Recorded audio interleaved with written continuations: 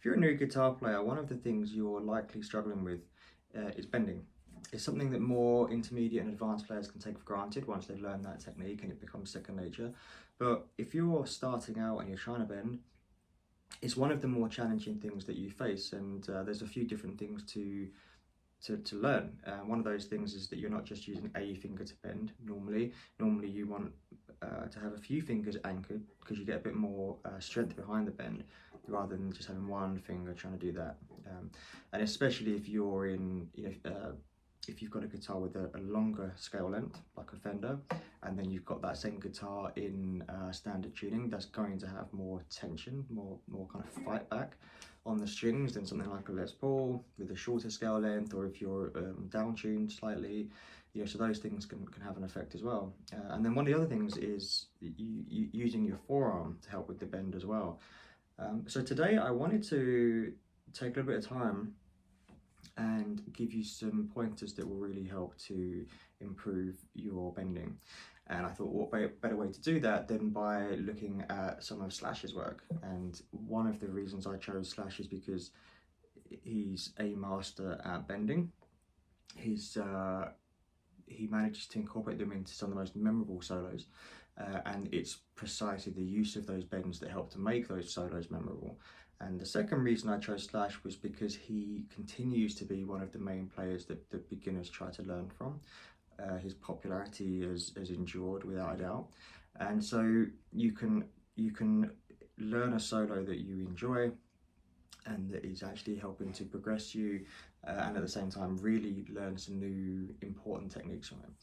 So one of the first things, or one of the main things that beginners struggle with is this idea of pitch. So with a bend, you're always going somewhere, and it's the mark of a good player. And it's the difference between a really good player and a not so good player when a bend has purpose. So if you're just playing and you're playing a bend for the sake of playing a bend and it's not going anywhere, you're more often than not, you're just better off not playing that bend to begin with. So if you're not already familiar, one thing to know is that when you bend a string, you're just increasing the pitch. So if you were to hear of a half bend, it means you're playing 1 fret higher up than you currently are, and a whole bend means you're going up 2 frets when you currently are. So for example, if I was to play here, 1 fret up sounds like this. So if we bend that, do it slowly so you can hear it.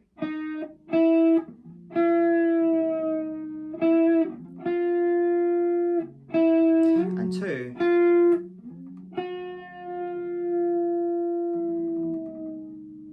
no, I'm not trying to hit the pitch here as such. I'm trying to bring you through the range so you can hear the difference in it.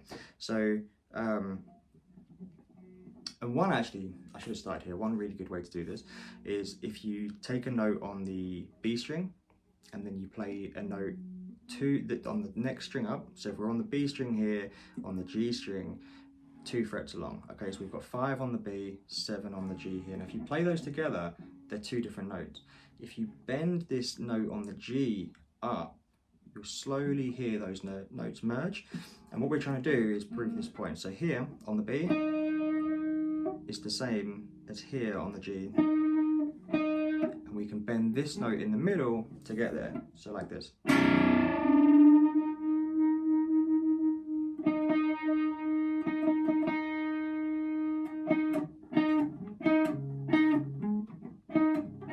So it's just the same note, okay? So that's the point of bending, is that you're going somewhere. So you use the bend to get there. Why do you use the bend to get there? Simply because you prefer the way it sounds. Or occasionally it might be because it's more economical than sliding up and down. So this brings me to one of the main mistakes that I see new players make, and that is not paying attention to where the bend is going.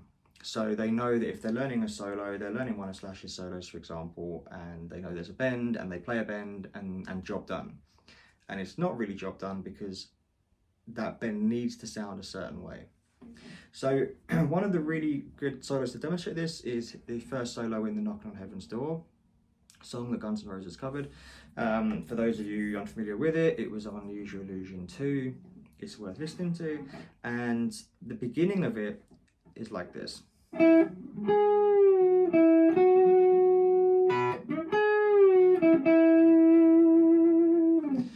So you can see straight away there's not only a couple of bends there, but there are a couple of pre-bends. And a pre-bend is when you bend to the pitch before you pluck it, and then you bring it back down like this. So it's the equivalent of going up those 2 frets.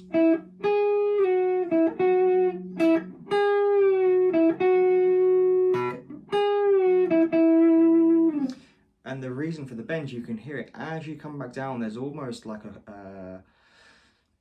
it's like a crying sound, like a wail.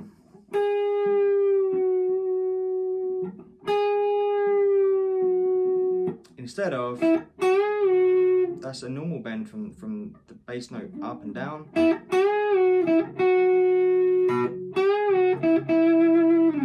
You can tell straight away there's a difference.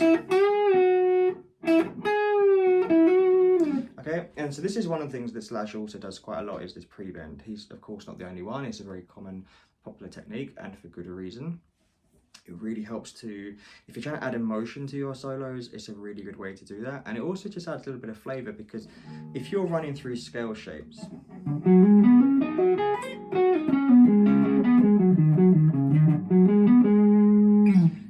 what you're often not doing is jumping the same kind of distance that you would, whereas with a pre-bend you're going up 2 frets. So from here again, you're really doing 4 fret spread. So pre-bend is definitely something to work on, and you'll also notice, or hopefully you notice, the control. Okay, what he's not doing is, okay, this control is deliberate. It's slow. I'm exaggerating it, but the slowness of it, the speed here is, you know, I pointed out that when you do that pre-bend, there's a crying element to it that only comes out when it's slowed down. When it's fast, it's not there.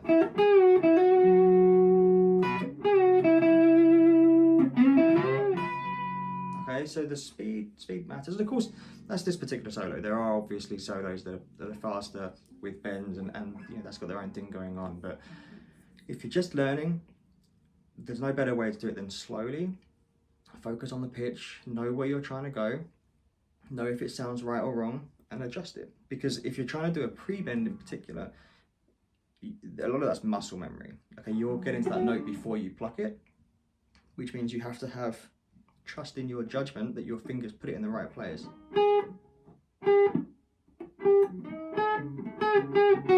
Okay, you can put it in different places.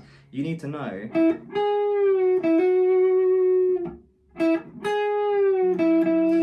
you can consistently put it in the right place. That's just practice. There's no other way around that.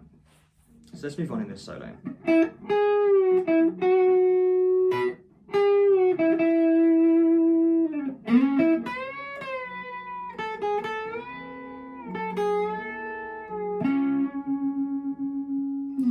So you can see there's a lot of bends here. Okay, so from where we were,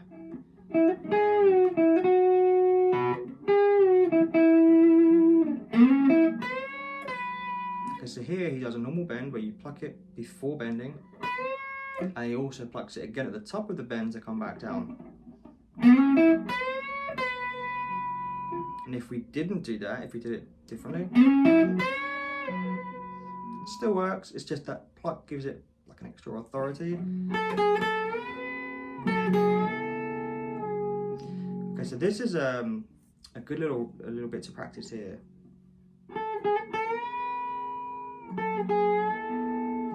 So you've got a bigger bend on the 6th fret,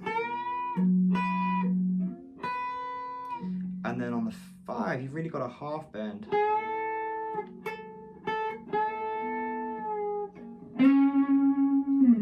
But you might find these a bit tricky because there's more tension at this side of the fretboard, and especially trying to use your index finger.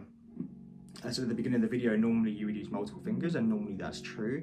But in this particular case, just because of the way this is, the this little lick is played, you're down to your index finger. So you want to get the movement from behind your hand on your forearm, your wrist, just help with that bend. Don't try and do it all with your index finger. Okay, so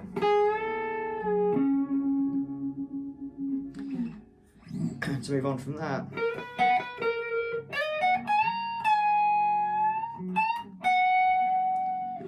so something interesting that he does here too, if you didn't see it, he plays a bend, but then he immediately plays a bend without plucking, like this.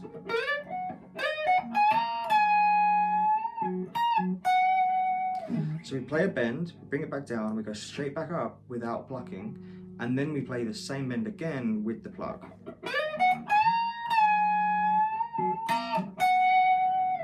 Okay?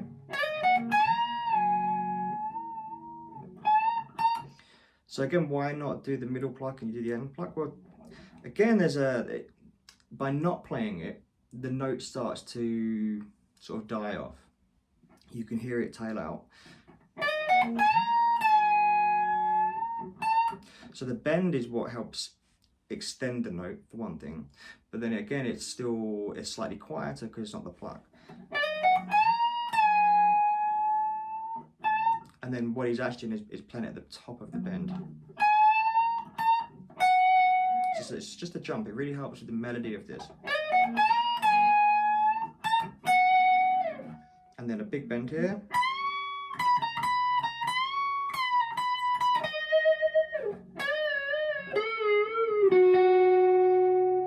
And that's the solo. So it's fairly simple, but it's deceptively simple, or it's deceptively difficult, because it's quite short, it's not particularly complicated, but you need the technique. This doesn't work, it doesn't sound half as good if you're rushing the bends, if you're missing the pitch of the bends, if you're not giving the due time to the bends, because you'll notice he actually spends kind of considerable time at the top of them. It would help if I remembered it.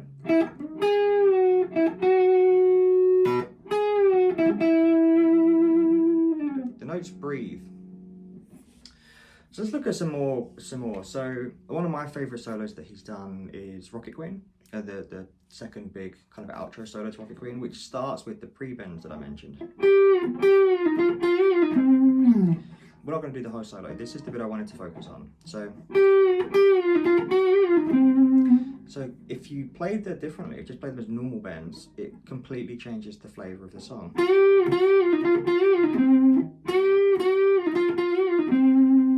And this is one of the things to look out for when you see people cover this song and other songs. If they get the bend wrong, as in they do it, instead of doing it as a pre-bend, they do it as a normal bend, the cover sounds wrong. Because really, your starting note is different. If you were to play something starting here, okay, this is the A note on the D string. If you played that, that's how that note sounds, how it should sound. If you were to teach someone, that's how it would sound. The equivalent to not starting on a pre-bend, when you should do, is the equivalent of starting, say, 2 frets further down. Because that's what a pre-bend does. If you're doing a full pre-bend, you're starting 2 frets up. If you start on a half bend, you're starting 1 fret up.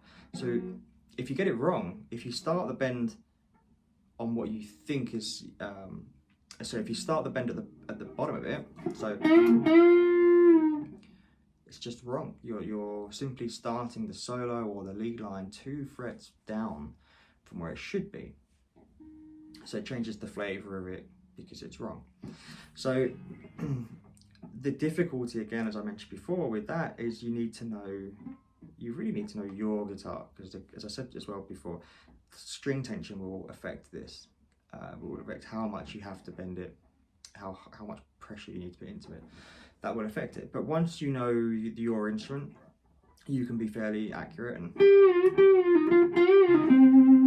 dependable. So practice that, because you'll get it wrong. If you could start too high, it's just ugly, and you can start too low, and there's just nothing really there. So practice the pre-bends, but again, the same thing as I said before is there's consideration here. He's not rushing it. Even if it's fast, doesn't mean it's rushed. There's a intentional note choice, there's an intentional technique choice, and it's done to affect the flavor of the song. It's a deliberate choice. So really get into that mindset, because what you'll see if you're learning and you're trying to get these under your fingers for the first time, one of the things you're most likely to do is rush it or not play through the bend. So if we go back to that Knock on Heaven's Door solo, you could just bend up, or sorry, you shouldn't, but you see people do it. Right, so they're not doing the bend, they're hitting the top of the bend, not releasing it, and just going back the first note. I mean, you're technically hitting the right notes, but it doesn't sound remotely accurate. And that's really what we're going for. You're not just hitting the notes. It's not like maths or writing. Like if you were to copy a word out of a book, if you get the letters right, it is correct, okay? With music, you can get the notes correct, but it doesn't sound the same, and it doesn't sound authoritative, and it doesn't sound as impactful. And so there's a few things that you're really aiming for beyond getting the notes down, and timing is a huge one of those. So let's have a quick look at his November Rain solo. So this took me, the outro solo, it took me quite a while to realize the technique he was doing here. So the note that he starts on is here in the 20th fret. And so I used to play this just playing it twice.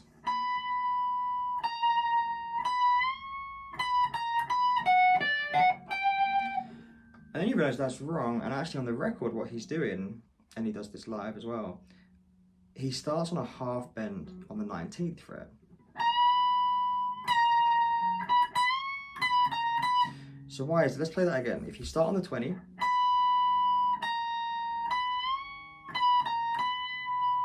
compare that to starting on the 19.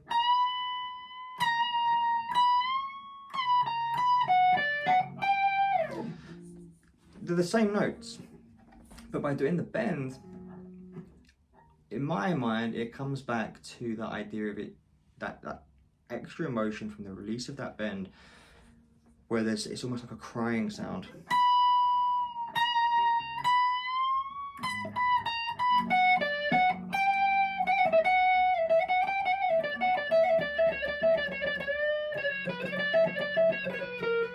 So there's another one there.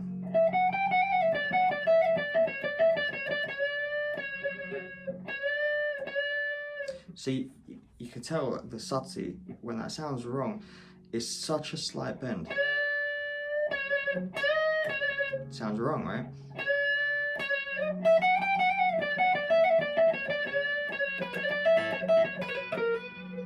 So subtle, you're not looking for big sweeping bends all the time. And in some sense, those are easier to do because you've kind of got more range, like of what's going to sound good. If you're trying to just do a slight, if you can see my fingers, it's barely moving. It's a less is more situation. Whereas if you did a big bend,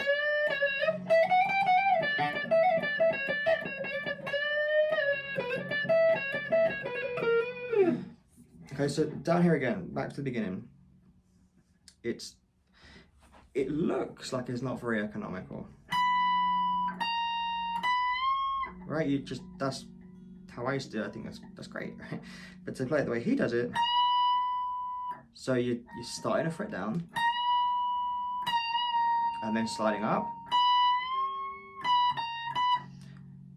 but that's what it is. There's a little bend and release here that just changes the flavor.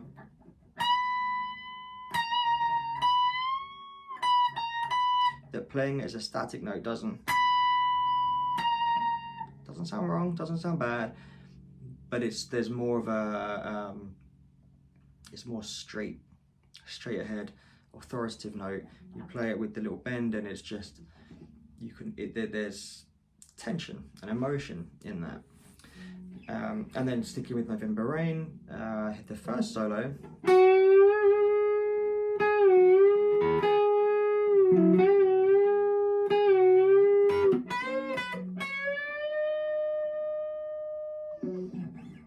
There's a lot to do with this solo. Lots of bends, all of them going somewhere, all of them playing a purpose, all of them being controlled.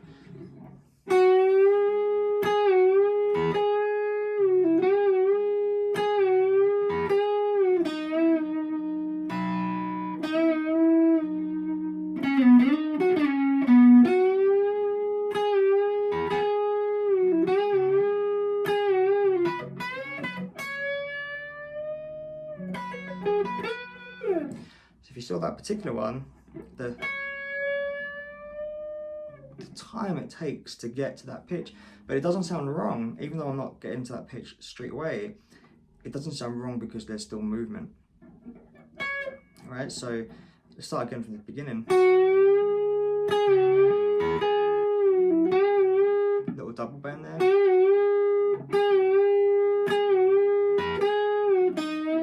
Little curl.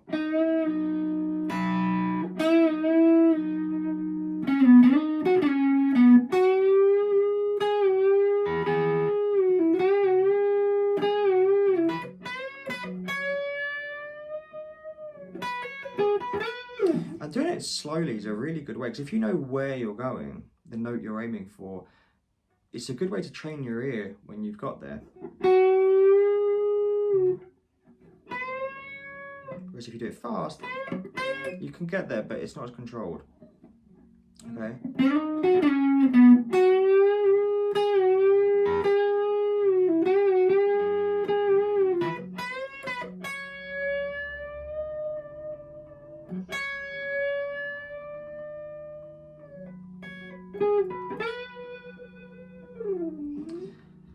So those are the main lessons for this.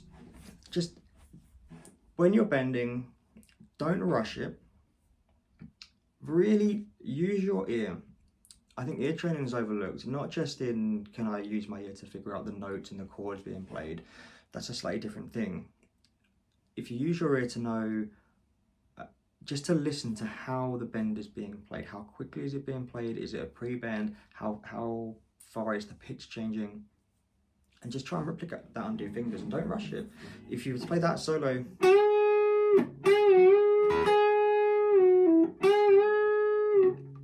it's just different. You know, going back to the analogy of copying a word and just getting the letters right, you have to get the flavor right, the speed. These things matter. So if you were to learn from a player like Slash how he's doing these bends, why they're so impactful, you can see that they play a purpose.